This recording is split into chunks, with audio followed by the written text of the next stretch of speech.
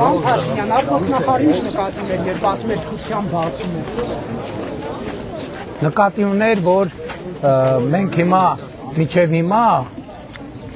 Թուրքիայից ապրանքներ արտահանելու համար պետքա դա չէր կարող, որովհետև ապրանքը երբ որ առնում ենք որևէ երկրից եւ արտահանում ենք ուղիղ որևէ տեղ, պետքա նշվի բանի երկիրը,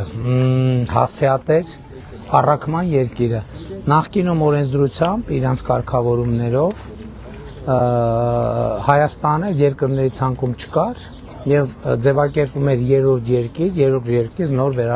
արտահանում էր Հայաստան։ Այսինքն գիտեք, որ Հայաստանում բազմաթիվ թուրքական արտադրության ապրանքներ կա եւ դա լրացուցիչ, այսինքն տանում են ուրիշ երկիր, ձևակերպում են, նոր են բերում։ Հիմա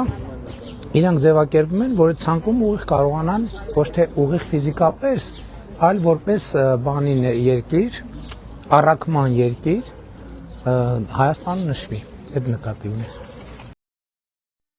Հավանիչ տեսանյութը եւ բաժանորդագրվիչ նորությունները բաց չթողնելու համար